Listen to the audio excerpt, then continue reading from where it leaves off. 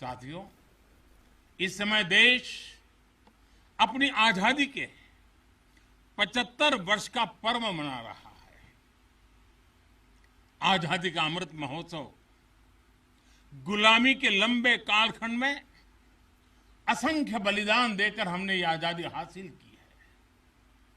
इस आजादी की रक्षा करने का दायित्व हम सभी हिंदुस्तानियों के सर पे है। हम सबकी जिम्मेवारी है। आजादी के अमृत काल में हमारे सामने नए लक्ष्य हैं, नए संकल्प हैं, नई चुनौतियां भी हैं। ऐसे महत्वपूर्ण कालखंड में आज का भारत अपनी शक्तियों को लेकर भी सजग है और अपने संसाधनों को लेकर भी। दुर्भाग्य से पहले हमारे देश में सेना से जुड़े संसाधनों के लिए ये मान लिया गया था कि हमें जो कुछ भी मिलेगा विदेशों से ही मिलेगा। हमें टेक्नोलॉजी के मामले में झुकना पड़ता था, ज्यादा पैसे खर्च करने पड़ते थे। नए हथियार, नए उपकरण खरीदने होते थे तो प्रक्रिया सालों साल चलती रहती थी। यानी एक अफसर फाइल शुरू करें, वो रिटायर हो जाए, तब तक भी चीज नहीं पहुंचती थी। ऐसा ही कालखंड था। नतीजा ये कि जरूरत के समय हथियार फिर आपाधापी में खरीदे जाते थे। यहां तक कि स्पेयर पार्ट्स के लिए भी हम दूसरे देशों पर निर्भर रहते थे। साथियों, डिफेंस सेक्टर में आत्मनिर्भरता का संकल्प उन पुरानी स्थितियों को बदलने का एक सशक्त मार्ग है। देश के रक्षा खर्च के लिए जो बजट होता है, अब उसका करीब 65% देश के भीतर ही खरीदी पर खर्च हो रहा है।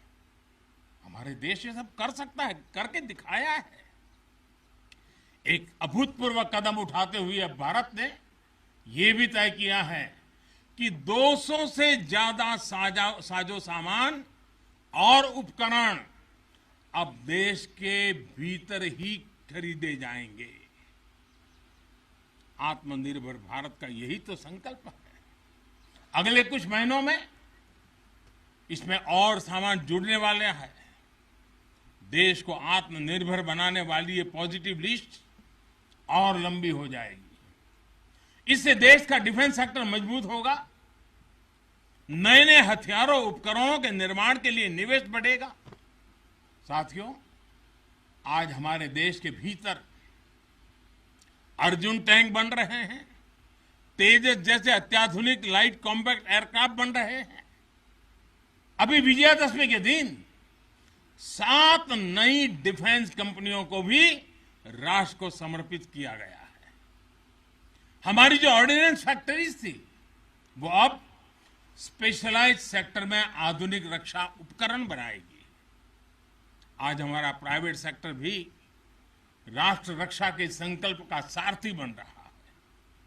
हमारे कई नए डिफेंस स्टार्टअप्स आज अपना परचम लहरा रहे हैं। हमारे नौजवान 20, 22, 25 साल के नौजवान क्या क्या चीजें लेकर के आ रहे हैं, गर्व होता है। साथियों, उत्तर प्रदेश और तमिलनाडु में बन रहे डिफेंस कॉरिडोर इस स्पीड को और तेज करने वाले हैं। ये सारे कदम जो आज हम उठा रहे हैं, वो भारत के सामर्थ्य के साथ साथ डिफेंस एक्सपोर्टर के रूप में हमारी पहचान को भी सशक्त करने वाले हैं। साथियों, हमारे शास्त्रों में कहा गया है, को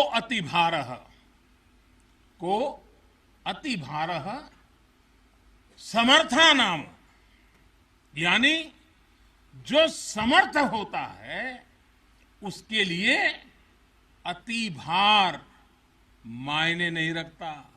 वो सहज ही अपने संकल्पों को सिद्ध करता है। इसलिए आज हमें बदलती दुनिया युद्ध के बदलते स्वरूप के अनुसार ही अपनी सैन्य शक्ति को भी बढ़ाना है, उसको नए ताकत के साथ ढालना भी है। हमें अपनी तैयारियों को दुनिया में हो रहे इस तेज परिवर्तन के अनुकूल ही ढालना ही होगा। हमें मालूम है कि इस समय हाथी घोड़े पर लड़ाइयां होती थी। अब कोई सोच नहीं सकता हाथी घोड़े की लड़ाई, रूप बदल गया। पहले शायद युद्ध के रूप बदलने में दशकों लग जाते होंगे, शताब्दियां लग जाती होगी। आज तो सुबह एक तरीका होगा तो शाम को दूसरा तरीका होगा लड़ाई का। इतनी तेजी से टेक्नोलॉजी अपनी जगह बना रही है। आज की युद्ध कला सिर्फ ऑपरेशंस के तौर तरीकों तक ही सीमित नहीं है। आज अलग अलग पहलुओं में बेहतर तालमेल, टेक्नोलॉजी और हाइब्रिड टैक्टिक्स का उपयोग बहुत बड़ा फर्क डाल सकता है। संगठित नेतृत्व एक्शन में बेहतर समन्वय आज बहुत जरूरी है। इसलिए बीते समय से हर स्तर पर लगातार रिफॉर्म्स किए जा रहे हैं। चीफ ऑफ डिफेंस स्टाफ की नियुक्ति हो या डिपार्टमेंट ऑफ मिलिट्री अफेयर्स का गठन, ये हमारी सैन्य शक्ति को बदलते समय के साथ कदम ताल करने में अहम रोल निभा रहे हैं। साथियों, आधुनिक बॉर्डर इंफ्रास्ट्रक्चर भी हमारी सैन्य ताकत को और मजबूत करने वाला है। सीमावर्ती इलाकों की कनेक्टिविटी को लेकर पहले कैसे काम होता था, ये आज देश के लोग, आप सभी भली भांति जानते हैं। अब आज लद्दाख से लेकर के अरुणाचल प्रदेश तक, जैसलमेर से लेकर के अंडमान निकोबार द्वीप तक, हमारे बॉर्डर एरियाज में, हमारे समुद्री तट पर जहां सामान्य कनेक्टिविटी भी नहीं होती थी, वहां आधुनिक रोड, बड़े बड़े टनल्स, पूल और ऑप्टिकल फाइबर जैसे नेटवर्क बिछाए जा रहे हैं। इससे हमारी डिप्लॉयमेंट कैपेबिलिटी में तो भूतपूर्व सुधार हुआ ही है। सैनिकों को भी अब बहुत अधिक सुविधा हो रही है।